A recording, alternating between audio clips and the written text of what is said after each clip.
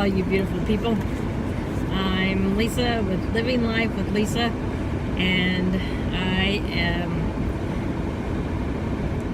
this vlog is about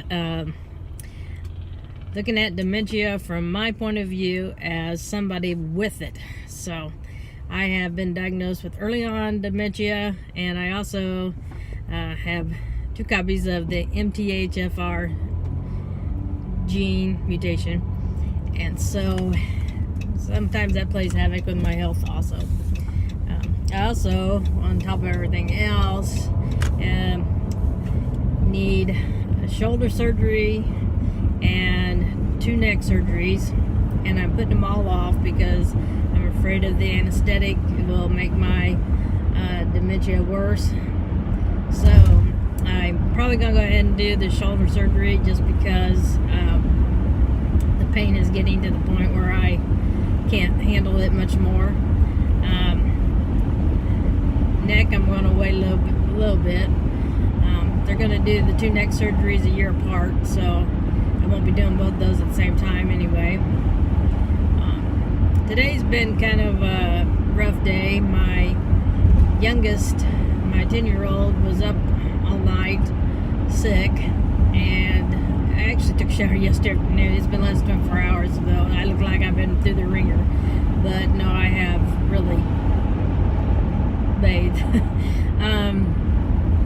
So been up pretty much all night, off and on, and so he stayed home from school today, and then I went to pick up some stuff for him to like orange juice and things needed, and I ran to pick up medicine for my oldest, and his insurance is all messed up, so I spent half the day on the phone to people again, and we just can't get it straightened out. So I finally called one person that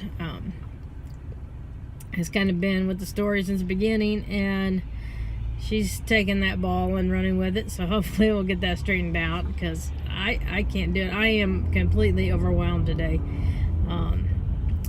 taking care of a sick kid, and now I'm the others are home, and so I got the oldest one babysitting the youngest, and I'm running to pick something up for him that he needs tonight for practice, and then I gotta take him to practice and go pick him up. So there's 2 more trips in my future for me driving, and hopefully the young one has been, last time, it's been 6 hours since the last time he got sick, and he's been eating and drinking, and everything's been staying down, and he's starting to kind of act like his old self. So I think this illness has been going around, and everybody says it lasts about 12 hours, and that's probably about right. It probably lasted about 12 hours. So hopefully we'll get him back and going at it, hopefully tomorrow, if not the next day, and hopefully nobody else will catch it, because that would just be horrible if anybody else got it. So with that, I'm going to leave you for just a little bit, and I'll talk to you in a little bit.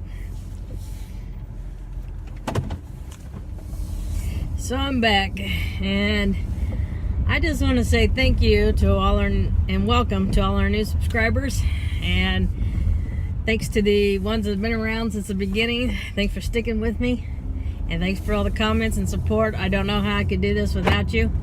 I now have a mailing address because some people have been asking for my address, and I didn't feel comfortable giving out my address, and so I just went and got a post office box.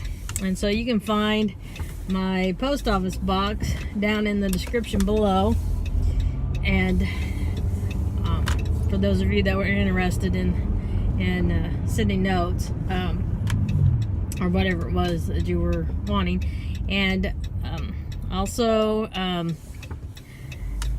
be sure to subscribe if you haven't subscribed. Be sure to like if you haven't liked, and please share if you find someplace that this would be good to share, because I'm trying to get the word out that, I think that I'm hoping anyway, that my doing these are helping caregivers understand what those of us with the disease are going through, and also people with it, because as I've said, if I've said it once, I've said it a million times, we don't have support where groups or anything where we can go and talk about how we're feeling about being diagnosed with this.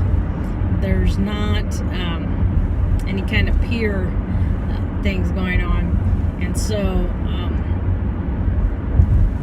it's a difficult situation, because to find somebody that understands and then somebody you can talk to, that's not easy to do. And it's also, there aren't that many professionals that are trained in dementia that knows how to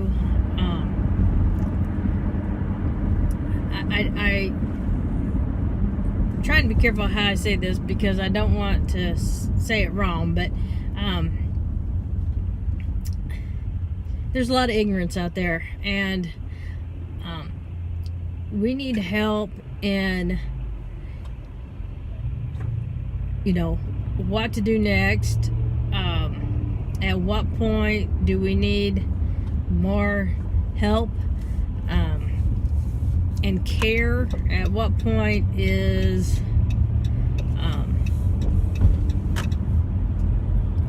do other things need to be brought in? I don't feel like there's really that safety net out there.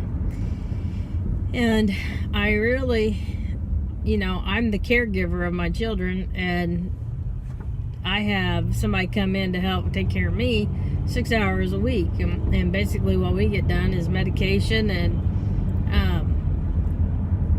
appointments and, things that are hard for me to do on my own. And as far as organizing and getting paperwork done, or getting phone calls made, and so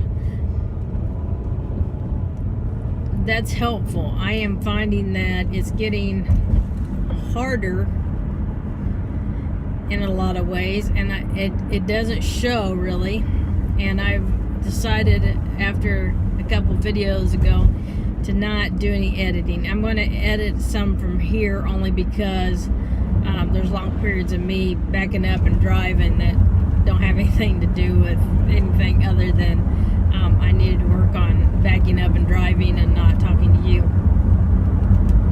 But I want to keep it raw, because when I use wrong words or I keep repeating myself and I cut it out, then you don't see the struggles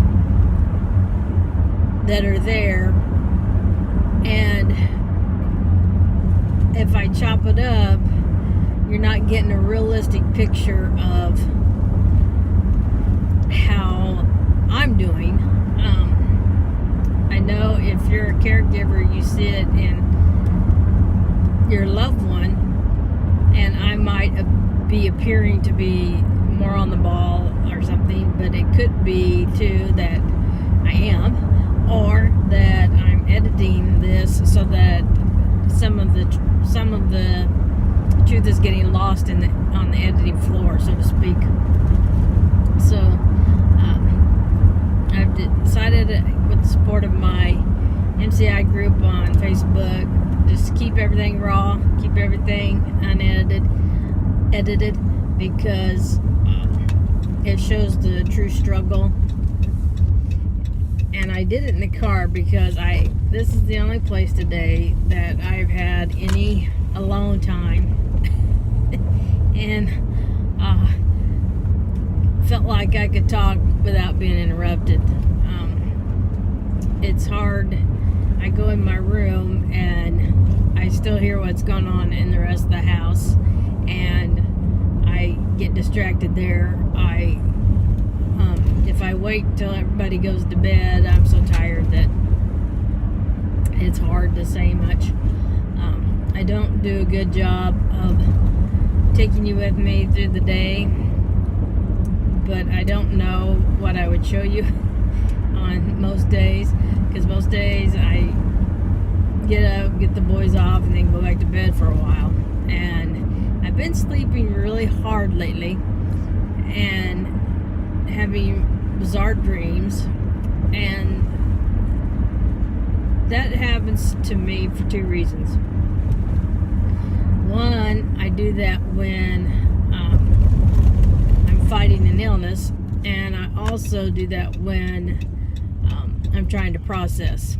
And I think I'm doing a lot of processing because I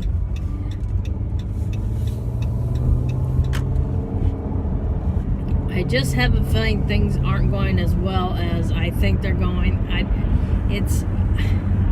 It's hard to explain because I'm the one talking about me, and it sounds goofy, but like at one point yesterday, even though I was having a really nasty day yesterday and wanted to everybody, I thought, this diagnosis is wrong, I don't have it. But then I go to do something, and what used to be so easy for me to do, or so easy for me to understand, no longer is even possible. Then it kind of hits me right between the eyeballs that no, I'm not doing well. I try to read something out loud and I don't read it right. I write stuff and it comes out wrong, and I don't realize it. So I understand that there's a decline. I don't know if something's happened that's caused it or is causing it. I feel like I'm struggling more to say my words. I don't know. I have to wait till I listen to this. I could be wrong. I could be speaking as normal as I have been, because I've been doing very well speech-wise. So anyway, I'm just about home, so I'm going to sign off here. You all have a great day, a blessed day, and live life to the fullest, live life with no regrets, and we'll see you next time. Bye-bye.